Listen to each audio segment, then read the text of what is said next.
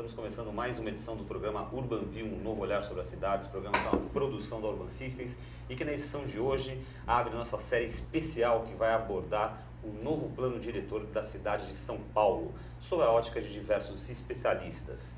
Nesse programa a gente vai conversar aqui com o primeiro deles, que é o Kazu Nakano, arquiteto urbanista e mestre em estruturas ambientais e urbanas pela Faculdade de Arquitetura e Urbanismo da USP. Tudo bem, Kazu? Tudo bom? Tudo jóia, muito obrigado por aceitar o nosso convite. Obrigado. Uma honra ter você aqui como convidado para abrir essa série. Imagina, a honra é toda minha. O Kazu já esteve aqui em outras edições do UrbanView, se você quiser depois procurar lá no nosso site, www.urbanview.com.br, você acessa lá o Urban Media, o nosso programa, o canal do nosso programa UrbanView, e lá você pesquisa Kazu Nakano que você vai achar outros programas com ele. E o nosso olhar da semana, que é o tema sobre o qual nós vamos conversar nessa edição, é: o novo plano diretor vai humanizar São Paulo como a prefeitura pretende, né? O objetivo declarado da Prefeitura de São Paulo é a humanização da cidade de São Paulo com esse novo plano diretor. Então a gente vai querer saber aqui do Kazu, que com todas as questões que estão sendo abordadas e colocadas nesse plano diretor, esse novo plano diretor, se a Prefeitura realmente consegue atingir esse objetivo de humanizar a cidade de São Paulo. Então nós vamos conversar com ele, entre outros assuntos, sobre como é o novo plano diretor e quais são os seus impactos para a cidade de São Paulo. Quais são os papéis da Prefeitura e da sociedade civil na implementação do novo plano diretor estratégico. E também quais os impactos da aplicação dos instrumentos de cumprimento da função social da propriedade. Sandra, tudo bem com você? Tudo bem, Gilberto? Bem-vindo, Kazu, e bem-vindo a você que está com a gente em mais uma edição do UrbanView. Quero convidar você para começar a encaminhar suas questões para a gente pelo e-mail urbanview@urbansystems.com.br. Outra forma de você participar é por meio da nossa enquete. Você volta lá no site da Urban Systems, urbansystems.com.br.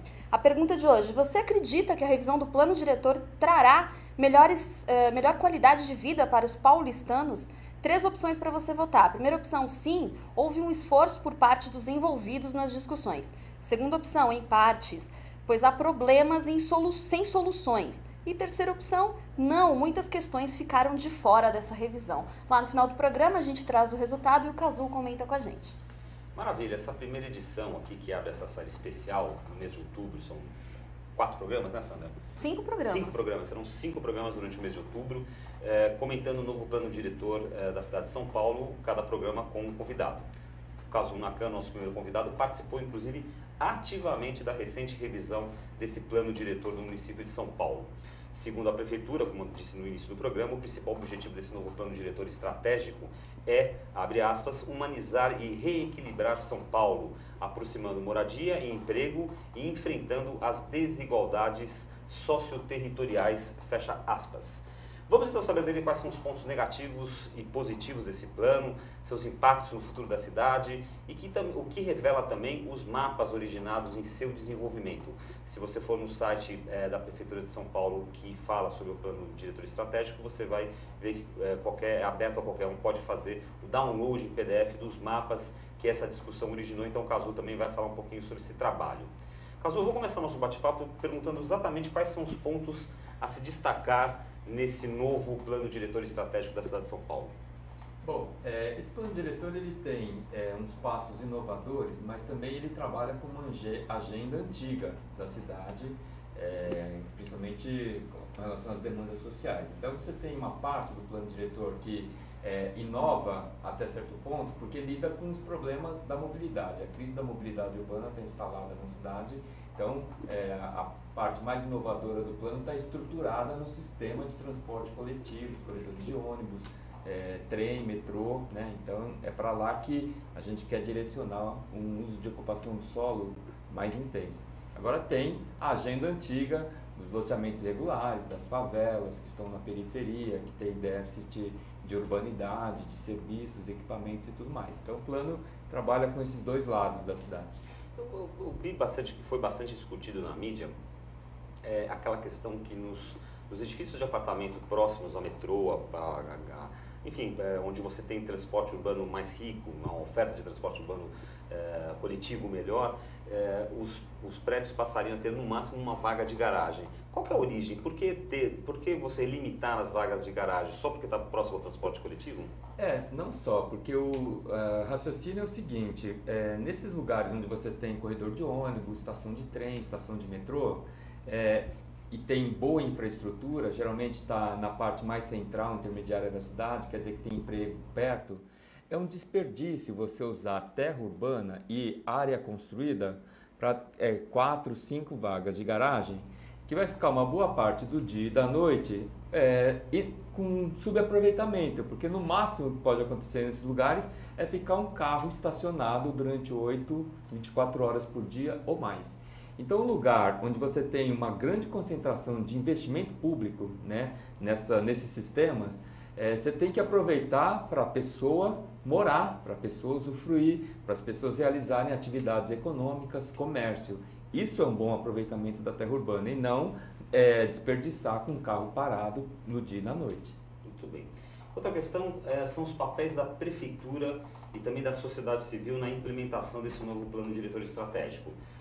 Eu, inclusive, como citei, acessei esse site da prefeitura e já tinha acessado anteriormente e realmente sempre existiu durante a elaboração do plano estratégico, o plano diretor, perdão, estratégico, sempre houve um convite da participação da população. E como é que fica esses papéis entre prefeitura e sociedade civil para implementar e ter sucesso esse novo plano diretor? Isso é chave, porque o plano diretor ele define direitos, né, para a sociedade, vários direitos sociais, mas ele também institui uma série de deveres e obrigações. E esses deveres e obrigações recaem tanto sobre a prefeitura, ela tem uma série de obrigações que ela tem que cumprir, quanto sobre os proprietários de imóveis e investidores na cidade. No caso da prefeitura, ela tem que se estruturar, organizar as instituições, os órgãos públicos, as equipes técnicas, as bases de informações, as bases cartográficas, para fazer com que os instrumentos de política urbana que foram incluídos no plano diretor funcionem, né? Isso é um trabalho imenso e eu acho que é um calcanhar de Aquiles aqui da nossa municipalidade, porque a estrutura de gestão, né, da administração pública municipal, ela, nos últimos 20, 25 anos, ela só veio se fragilizando, né? Em vários pontos de vista. Menos pessoas, menos tecnologia. Menos pessoas, os engenheiros e arquitetos não têm um plano adequado de cargos e salários, as pessoas que estão bem qualificadas não são atraídas, né, para acabam saindo de lá. Acabam saindo, os que têm mais acúmulo, mais experiência se aposentam e não têm um quadro para se renovar e aproveitar esse acúmulo. Então, essa obrigação da prefeitura em colocar esses instrumentos em prática, avaliar os empreendimentos para definir as regras que estão previstas nessa lei, né? Então, tem uma série de obrigações. Agora, o proprietário de imóvel também tem que observar isso com muito cuidado. Então, você avalia que a participação, quer dizer, o papel da prefeitura foi deficitário, digamos, nesse momento. Não é que foi deficitário, é que agora ela precisa se aperfeiçoar melhor, porque a situação está crítica, né? Não é de agora, isso vem de 20 anos atrás, esse processo de enfraquecimento da gestão pública municipal na parte do desenvolvimento urbano. Isso já está bem evidente, então agora que nós temos um novo plano diretor que vai guiar o futuro da cidade, a prefeitura ela tem que se fortalecer para isso. E a participação da sociedade, você avaliou como positiva? Houve uma participação intensa, houve bastante mobilização ou o cidadão ou as organizações dos cidadãos ainda não tão participativas? Olha, o paulistano, logo que a gente começou o processo, eles demonstraram uma fome em discutir o futuro dessa cidade. Tanto é que a primeira atividade que a gente começou a fazer no começo de 2013 não foi nem a prefeitura que organizou, foi um fórum suprapartidário articulado por representantes de vários segmentos da sociedade civil. E esse fórum organizou a primeira discussão e nos convidou. E apareceram 2.500 pessoas famintas para discutir ali o futuro da cidade. Que bom! E isso se manteve ao longo do processo todo, né? Mais de 25 mil pessoas se envolveram nesse processo, nas audiências públicas, nas oficinas, acessando a plataforma digital, mandando propostas, discutindo e criticando e sugerindo pontos para minuta, né? Então foi intenso mesmo. Muito bem. Agora, Cazu, você falou em direitos e deveres que estão contemplados aí no novo plano diretor. Você poderia pontuar o que mais deu o que falar nesse sentido?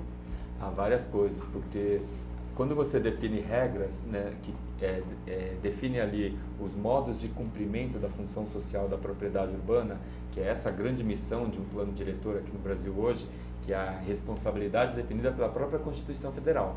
Então, o plano diretor ele é o instrumento que define como é que uma propriedade imobiliária urbana vai cumprir a sua função social. E isso significa o modo como o proprietário de imóvel vai exercer o seu direito de propriedade. Ele exerce esse direito obedecendo deveres e obrigações.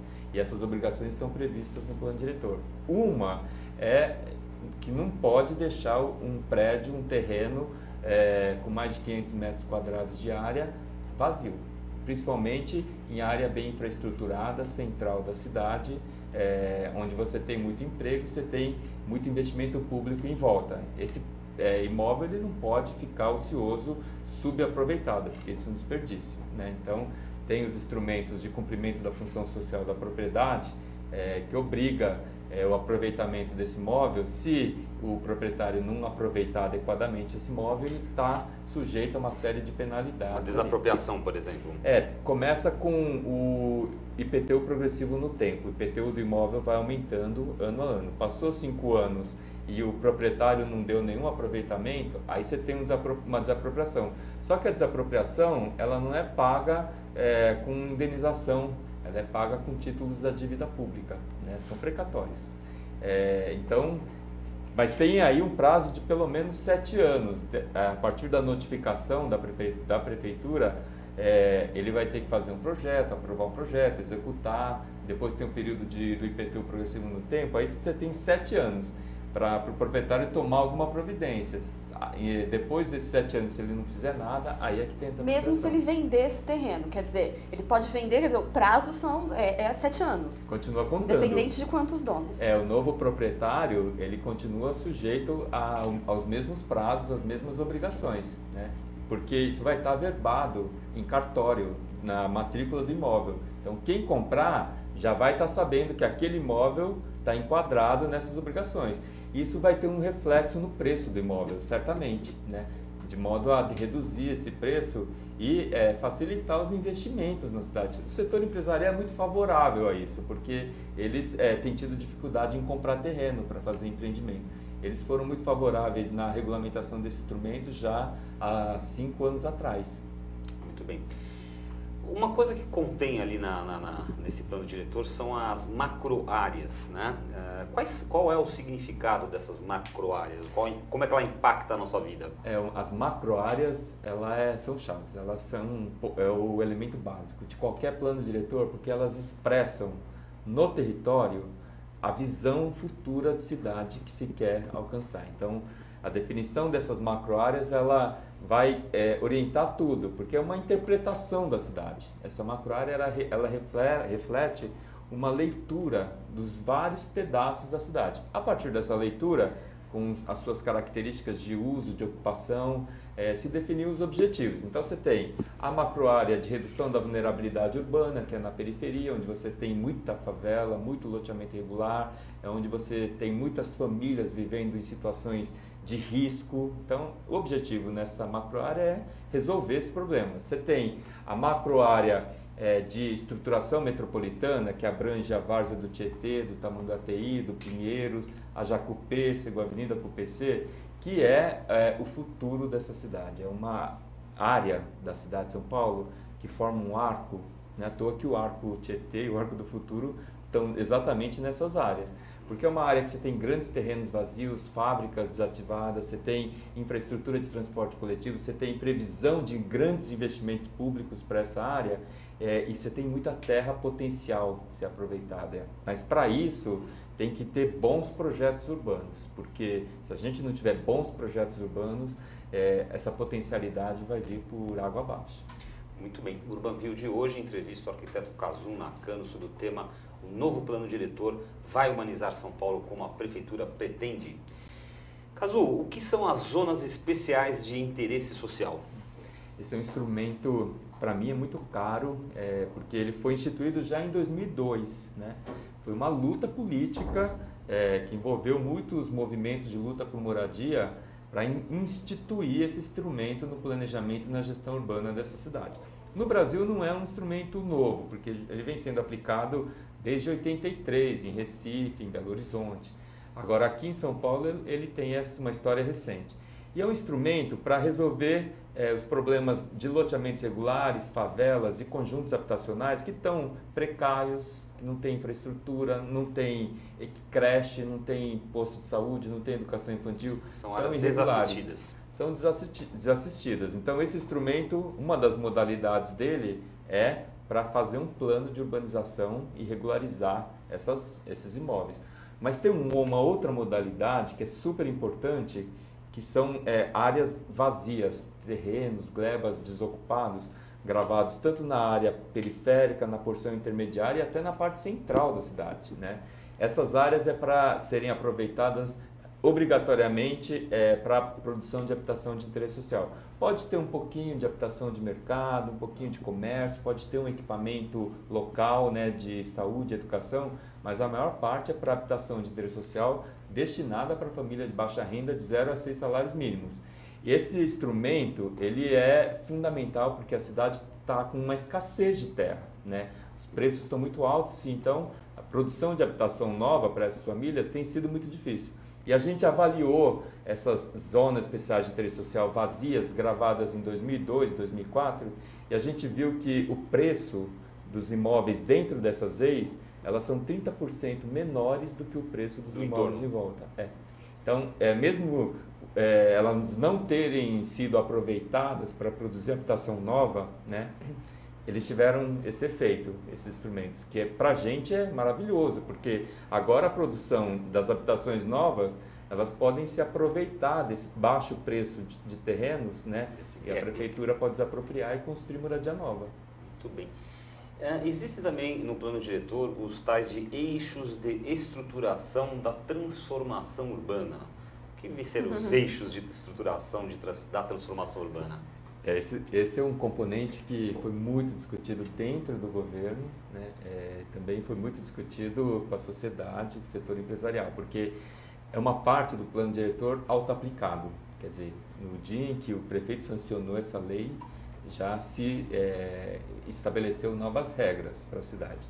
E são áreas para onde a gente quer induzir, puxar a produção imobiliária, a verticalização, o adensamento, né? E são áreas bem servidas com transporte coletivo. Então, são áreas ao longo dos corredores de ônibus, um raio em volta da estação de trem, das estações de metrô, tanto as existentes quanto aquelas que já estão contratadas, já estão previstas e que têm concretude, né? Não são aquelas que podem mudar no futuro. Então, essas áreas, elas têm um potencial construtivo alto, né, de 4, que é o máximo, que nem é tão alto assim. Né, 4 vezes a área do terreno. 4 vezes a área do terreno, né, você pode construir. E nessas áreas você tem alguns estímulos para o investidor construir um pouquinho mais, se ele deixar o térreo para comércio, se ele deixar o térreo para usufruto público, né, que é um modelo um pouco conjunto nacional. Quer dizer, você ganha um direito um pouquinho maior, um adicional de você construir mais, o que você perde aqui, na verdade, você pode ganhar em mais andares. E aí a cidade ganha, né, com esse processo de melhoria da calçada, melhoria do espaço público, porque o que a gente discutiu logo no início é que a cidade de São Paulo tem um mercado imobiliário muito denso, você tem uma quantidade de recursos fluindo, né, nesses investimentos. Para você ter uma ideia, nos 10 últimos anos, o valor geral de vendas de imóveis no município foi de 103 bilhões de reais. 103 bilhões? Bilhões. É muito dinheiro circulando no mercado imobiliário de uma cidade como essa.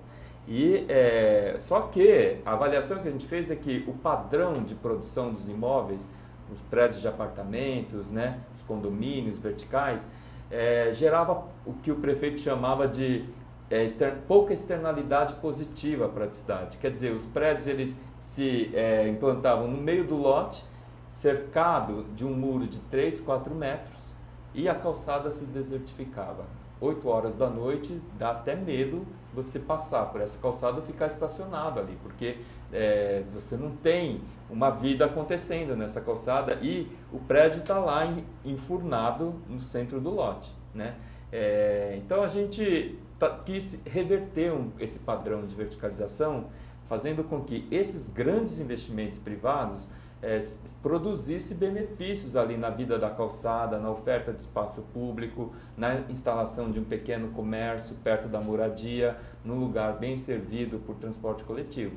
Então é essa visão de cidade que a gente está perseguindo. Desculpa, Gilberto. Isso tudo é novidade para São Paulo, né? Porque assim, não existia nenhuma outra ferramenta que garantisse esse tipo de solução que você está trazendo, é isso? Pois é, Nenhum agora, tipo de ferramenta. É novo, mas ao mesmo tempo é velho. Para você ter uma ideia, essas regras, a limitação nas vagas de garagem, esse tipo de implantação de prédio alinhado à calçada, o comércio no térreo, a habitação em cima, isso era possível em São Paulo antes da década de 70. A legislação permitia. Então você vê no centro, na Avenida São Luís, na Avenida 9 de Julho, na Rua Fradique Coutinho, a própria Paulista, teve esse tipo de implantação. Só que da década de 70 para cá isso ficou simplesmente proibido.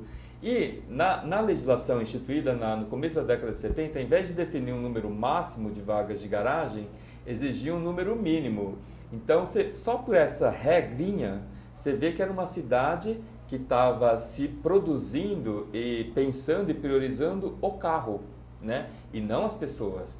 Então, você vê que a visão de cidade, né, que estava sendo praticada da década de 70 para cá, era uma visão anti-cidade. O padrão de verticalização dos empreendimentos era para fragilizar o espaço público, para desertificar o espaço público e priorizando o automóvel, que é a cápsula, né, das pessoas circularem na cidade. Um pouco dessa história toda que você está me contando, está vindo à minha mente as palavras do Tomás Assunção, da Urban Systems, que ele sempre defendeu essa questão das centralidades, das pequenas centralidades, motivando, digamos, estimulando que as pessoas se desloquem, né? A cidade mental delas ali é uma cidade relativamente pequena, né? Então você tem um comércio, você tem um trabalho, você tem escola, tudo que você precisa, hospital, tudo dentro de uma área mais... Essa linha vai um pouco nisso, quer dizer, quando você...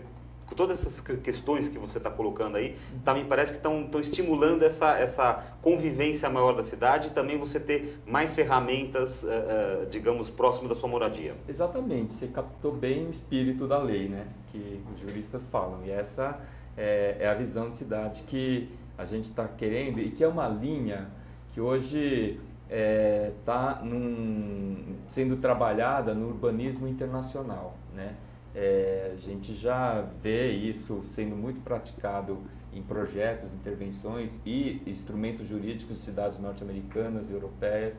A gente já teve isso aqui em São Paulo, a gente teve isso em Curitiba, né? Essa ideia do adensamento ao longo de um corredor de ônibus está presente e materializada desde a década de 60 e 70 no eixo norte-sul de Curitiba ao longo do Ligeirinho.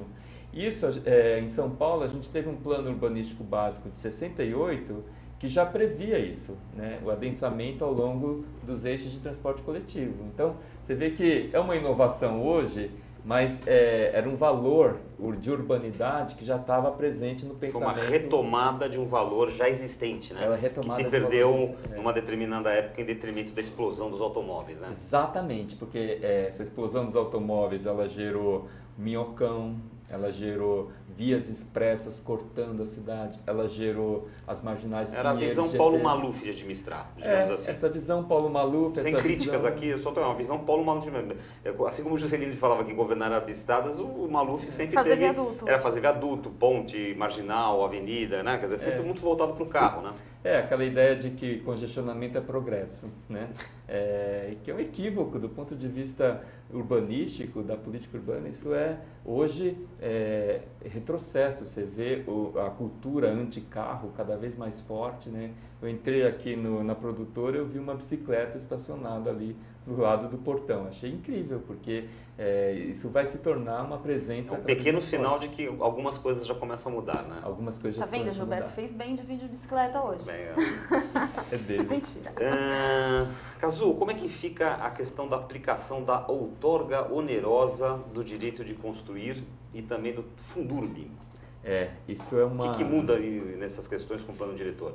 Isso foi um ponto quente do processo todo, porque isso é um instrumento que incide no investimento do mercado imobiliário.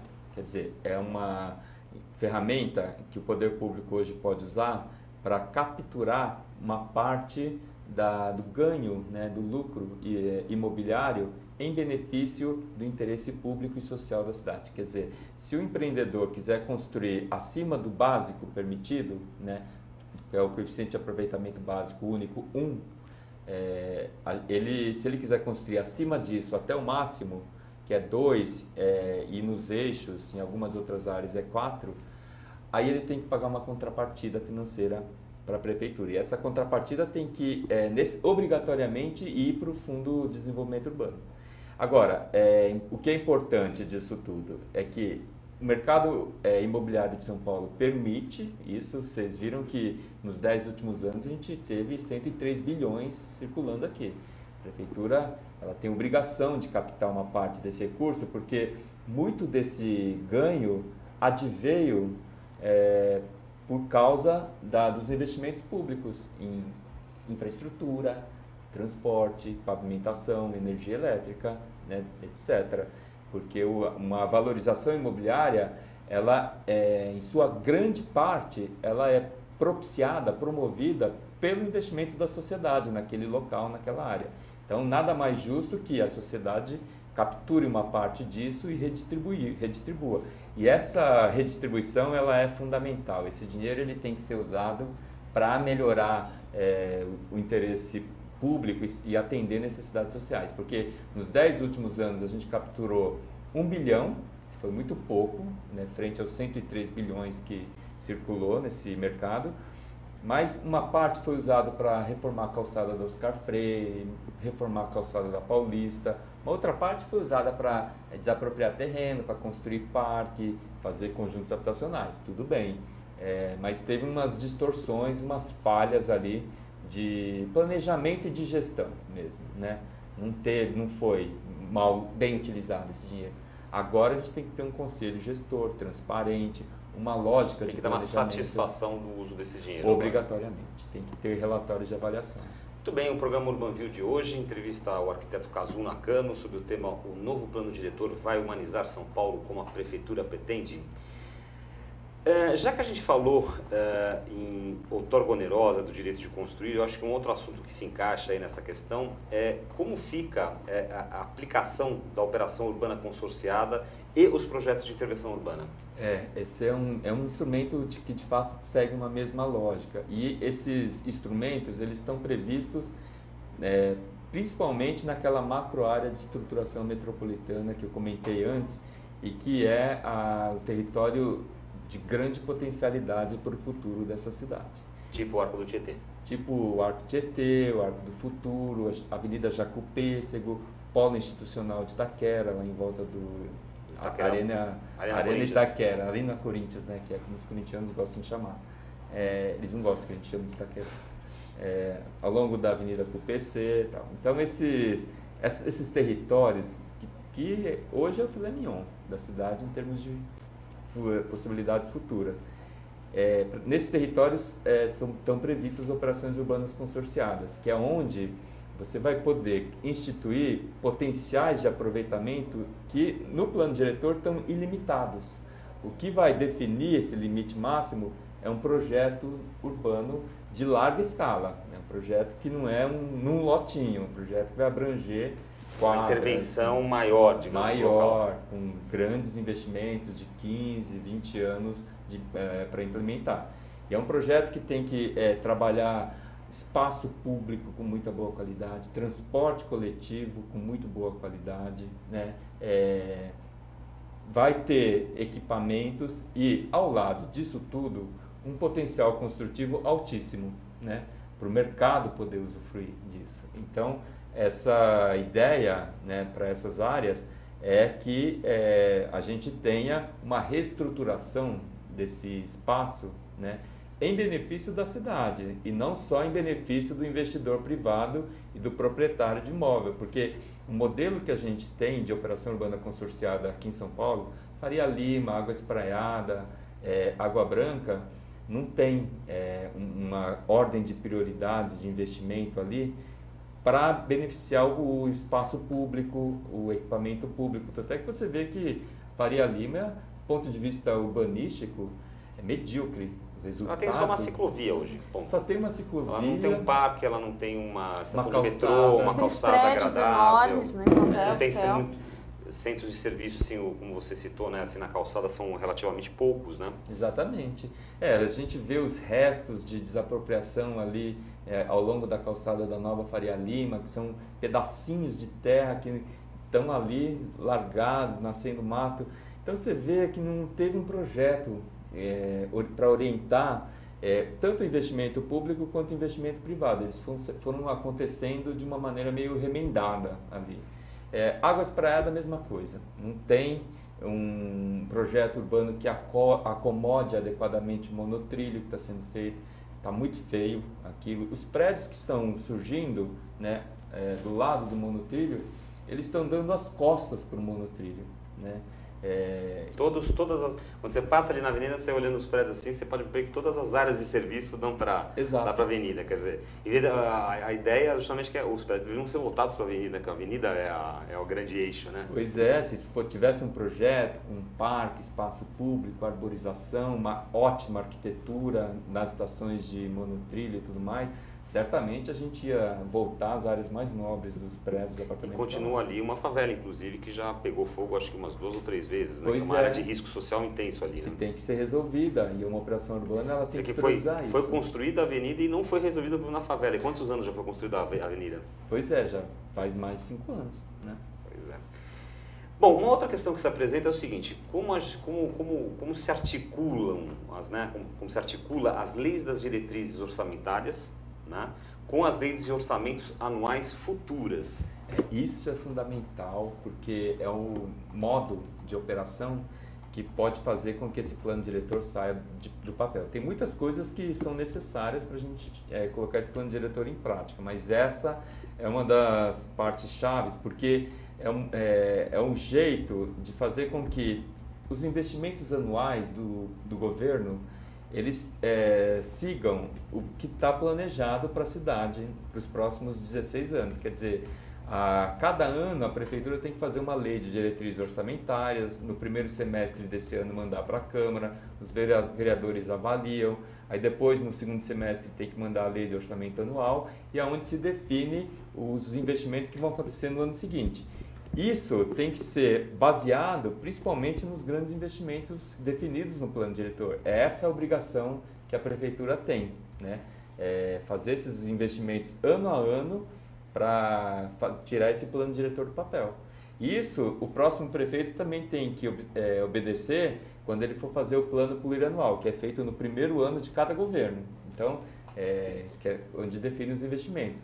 Tem que definir os investimentos que estão previstos nesse plano diretor, senão o dinheiro vai para um lado e o planejamento vai para o outro e a cidade vai sofrer. Exatamente, era sobre isso também que eu ia perguntar. Existe uma forma de conectar os demais planos diretores? Quer dizer, existe alguma coisa no plano diretor atual que diz respeito a esse assunto? Tem esse dispositivo que obriga que os investimentos eles têm que observar e seguir o que está pensado no plano diretor. Investimento em corredor de ônibus, instalação de parque, os novos céus, né? Isso tem um dispositivo que obriga. Se a gente começar a ver que está tendo muita distorção, qualquer um pode usar essa lei e acionar o Ministério Público, né? Porque isso aqui é uma lei que define responsabilidades para os governantes dessa cidade. Assim como tem responsabilidades que o proprietário e o investidor tem que seguir, tem responsabilidades. O grande fiscalizador da aplicação do plano diretor é a Prefeitura de São Paulo? a prefeitura, mas também, principalmente, a sociedade. A sociedade tem que conhecer essa nova lei que chegou agora, ela está quentinha, e tem um elemento aqui no sistema de planejamento e gestão que é a obrigação da prefeitura começar a fazer um programa permanente de formação e disseminação, que é um pouco o que vocês estão fazendo aqui na UTV, que é disseminar os conteúdos dessa lei. A sociedade tem que conhecer, porque essa lei, ela é, depois da lei orgânica do município, a segunda maior lei do município, mais importante. Se a pessoa que estiver nos assistindo ali, que aliás também pode mandar uma pergunta para a Sandra aqui no e-mail, urbanview@urbansystems.com.br. Muito bem. Se essa pessoa que está nos assistindo quiser falar assim, o que o plano diretor, novo plano diretor de São Paulo, prevê para o meu bairro, para a minha micro ou macro região? Ela tem um site, por exemplo, para ela poder achar essa informação. Como é que ela faz para descobrir isso? Isso, tem o www.gestãourbana.prefeitura.sp.gov.br e a gente fez uma coisa ali que a prefeitura agora... O site é muito complicado, mas é Gestão Urbana. Se você pesquisar Gestão Urbana da Prefeitura de São Paulo, já cai nesse site, provavelmente. Tudo junto, Gestão Urbana sem tio. Né? Gestão Urbana sem tio. E a gente disponibilizou na época, né, que esse plano estava sendo já tramitando na Câmara e foi aprovado. Não sei se o internauta, o ouvinte vai saber, mas tem uma coisa que se chama Sistemas de Informações Geográficas. E tem arquivos, né, os layers que a gente chama, né, dos mapas. Camadas. Que são os mapas das macroáreas, os mapas das áreas ao longo do corredor de ônibus, os mapas com os perímetros das zonas especiais de interesse social. Tudo isso está aberto nesse site. Qualquer um que maneje minimamente esses sistemas de informações geográficas pode baixar esses arquivos e trabalhá-los.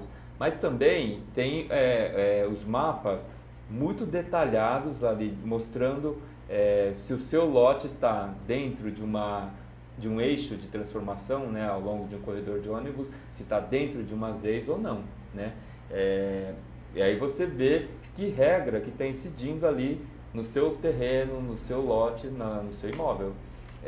Essa então é a grande utilidade dos mapas, que era uma das questões que a gente queria saber, né? A gente falou até aqui no início do programa sobre essa questão dos mapas, né? Isso daí é a grande aplicabilidade deles.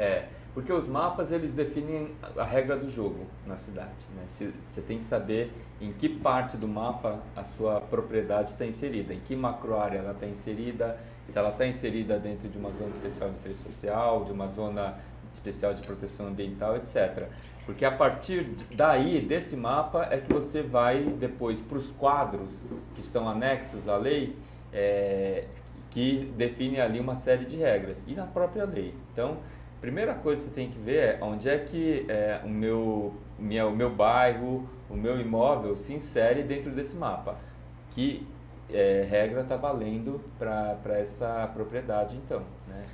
Maravilha. O Urbanview de hoje começa a se aproximar do seu final. Estou entrevistando hoje o arquiteto Kazu Nakano e eu quero fazer umas últimas perguntinhas para você, Kazu, que eu acho que agora nós vamos falar um pouquinho de futuro, né, e um pouquinho da tua visão de arquiteto e urbanismo, com toda a experiência que você tem, com a participação que você teve.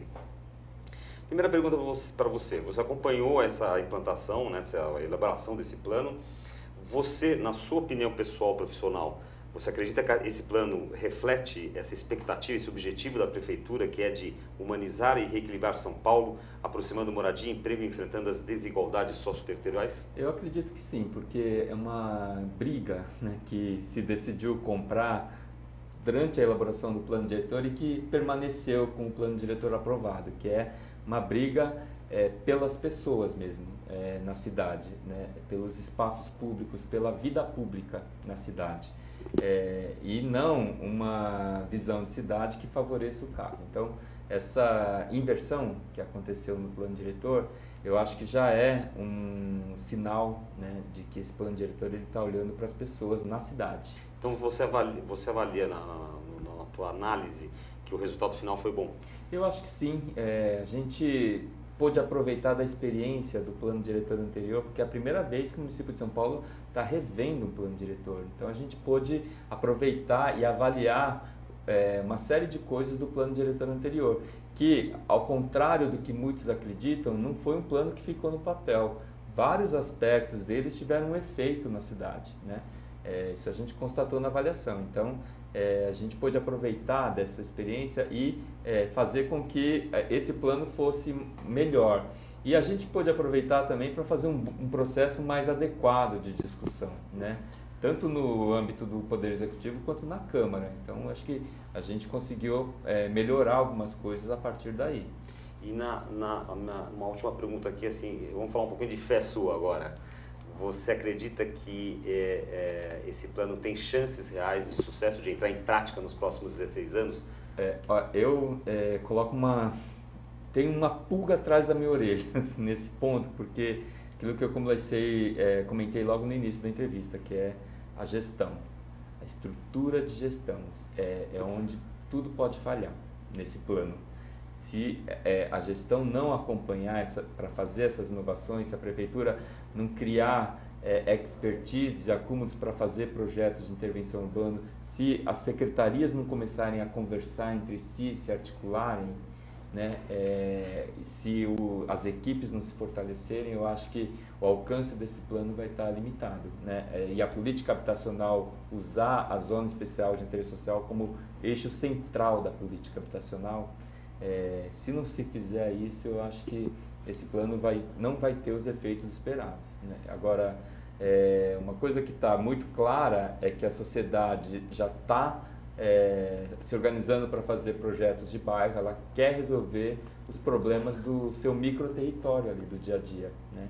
E então, se a prefeitura não responder, eu tenho certeza que a sociedade vai pressionar. Ficou algum gap importante nesse plano diretor que você queira pontuar?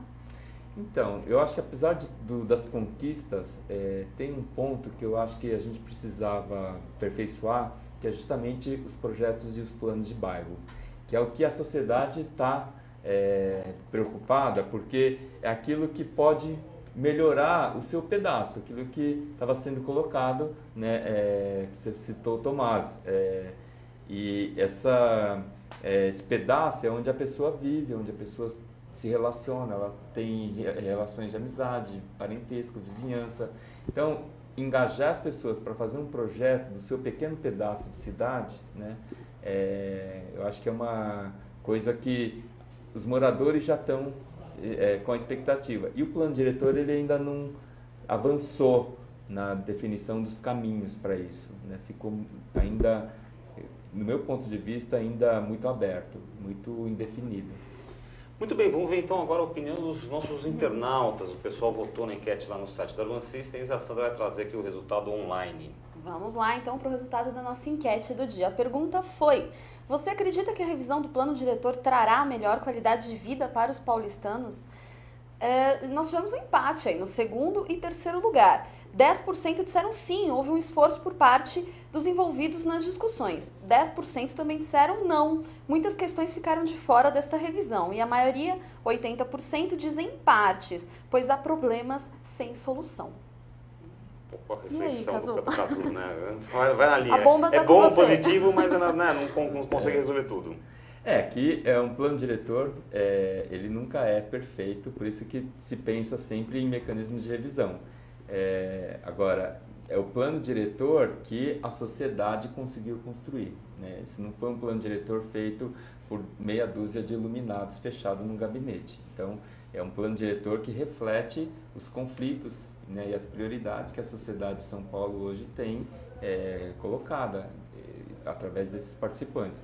Agora, um problema urbano, ele é fruto de uma série de escolhas que a sociedade fez no passado, ou de não escolhas, de omissões.